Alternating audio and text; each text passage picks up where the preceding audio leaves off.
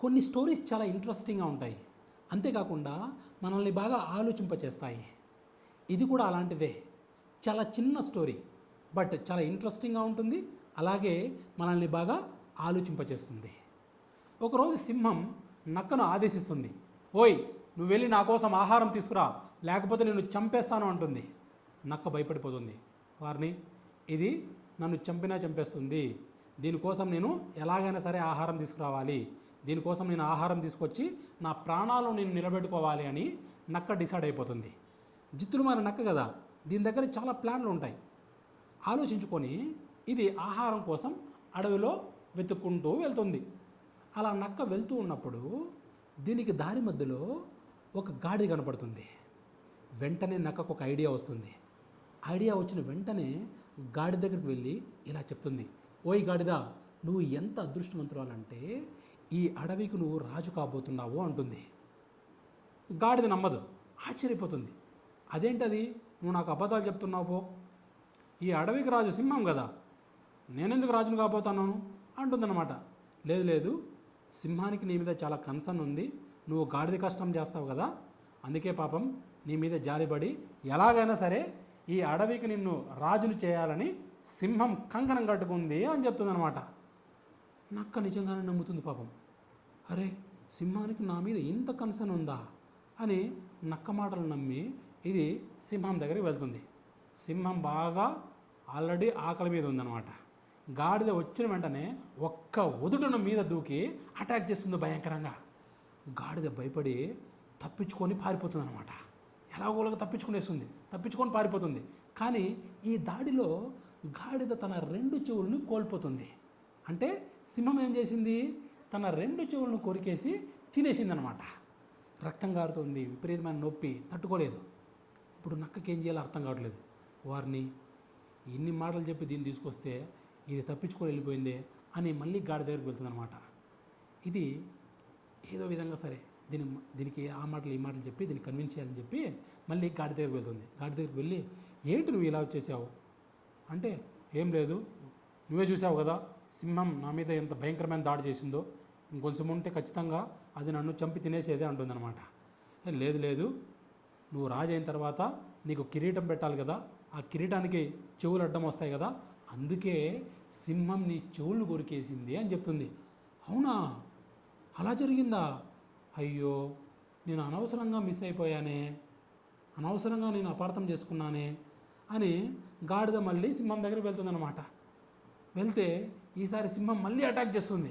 Attack చేస్తే గాడిద మళ్ళీ భయపడిపోయి మళ్ళీ తప్పించుకొని పారిపోతుంది. ఈసారి సింహం ఏం చేసిందంటే ఈ దాడిలో గాడిద తోక కొరికేస్తుంది అనమాట. ఇప్పుడు ఇక్కడ రక్తం కారుతుంది, తోక దగ్గర రక్తం కారుతుంది, విపరీతమైన నొప్పి. అరే, సెకండ్ ఛాన్స్ కూడా మిస్ అయిపోయింది, సెకండ్ సారి కూడా ఈ గాడి తప్పించుకుంది అని చెప్పేసి ఈ నక్క మళ్ళీ గాడి దగ్గరికి వెళ్తుంది. ఏంటి మళ్ళీ వచ్చేసావు నువ్వు అంటే, లేదు లేదు, మళ్ళీ అటాక్ చేసింది కదా సింహం, ఈసారి నేను అందుకే తప్పించుకున్నాను, లేకపోతే ఖచ్చితంగా ఈసారి నేను చచ్చిపోయి ఉంటాను, సింహం నన్ను చంపి తినేసి ఉంటుంది అంటుంది. నువ్వు కూడా చూసావు కదా అంటుంది. లేదు లేదు, నువ్వు రాజు అయిన తర్వాత కిరీటం పెట్టుకొని సింహాసనం మీద కూర్చోవాలి కదా, నువ్వు కూర్చున్నప్పుడు నీకు తోకట్టం వస్తుంది కదా, అందుకే సింహం నీ తోకను కొరికేసింది అని చెప్తుంది నక్క. వారిని ఇలా జరిగిందా, అయ్యయ్యో మంచి అవకాశాన్ని కోల్పోయానే అని చెప్పేసి ఈ నక్క మాటలు నమ్మి ఈ గాడిద మళ్ళీ సింహం దగ్గరికి పోతుందన్నమాట. సింహం ఆల్రెడీ 2 సార్లు ఛాన్స్ మిస్ అయిందని చెప్పేసి ఈసారి ఎలాగైనా సరే ఈ గాడిదని తినేసేయాలని చెప్పి రెడీగా ఉంది. ఆకలి మీద ఉంది కదా బాగా. ఈ గాడిద వచ్చిన వెంటనే ఈసారి గురి తప్పకుండా సింహం అటాక్ చేసి గాడిదని చంపి తినేస్తుంది అనమాట. అప్పుడు నక్క గాడిదని అడుగుతుంది, నక్క సింహాన్ని అడుగుతుంది, ఏం సింహం గారు ఎలా ఉంది టేస్ట్ అంటే, చాలా బ్రహ్మాండంగా ఉంది, కానీ ఈ గాడిదకు బ్రెయిన్ లేదే అంటుందన్నమాట.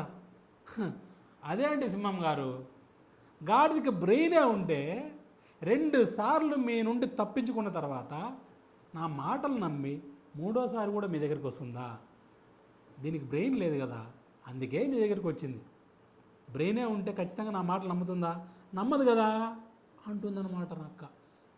నిజమే రోయ్, దీనికి బ్రెయిన్ లేదు, ఇలాంటి బ్రెయిన్ లేని జంతువులే నా దగ్గరికి తీసుకురా, నేను తినేస్తాను బాగా అని చెప్తుంది అనమాట సింహం. అంటే ఇక్కడ నిజంగానే గాడిదకి బ్రెయిన్ లేదని కాదు, గాడిదకి బ్రెయిన్ ఉంటుంది, కానీ ఆలోచన జ్ఞానం లేదు. దానికి తెలుసు నక్క ఒక కన్నింగ్ది, అది జిత్తులు మారేదని, దాని మాటలు నమ్మకూడదు అని గాడిదకి తెలుసు. అయినా సరే నమ్ముతుంది.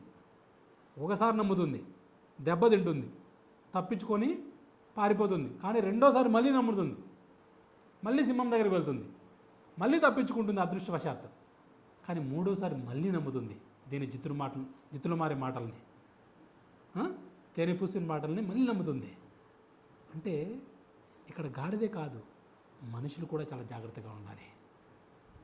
మన చుట్టూ ఎంతోమంది ఉంటారు, నక్కలాంటి వాళ్ళే, చిత్తులు మారే నక్కలే ఉంటారు. ఇక్కడ తేనె పూసిన కత్తులు ఉంటారు, హనీ కోటెడ్ వర్డ్స్ చెప్పి మోసం చేయాలని చూస్తారు.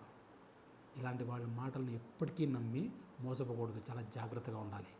ఎందుకంటే మోసం చేయడం వాళ్ళ నైజం. మంచి మంచి మాటలు చెప్పి, స్వీట్ వర్డ్స్ చెప్పి మోసం చేయడం వాళ్ళ నైజం. కానీ మనమే జాగ్రత్తగా ఉండాలి, మోసపోకూడదు. మంచి మంచి మాటలు చెప్తున్నారు, చాలా స్వీట్గా ఉన్నాయని చెప్పేసి వాళ్ళ మాటలు నమ్మితే ఖచ్చితంగా మోసపోయే అవకాశాలు ఎక్కువగా ఉంటాయి. కాబట్టి we should be very careful. Okay, thank you.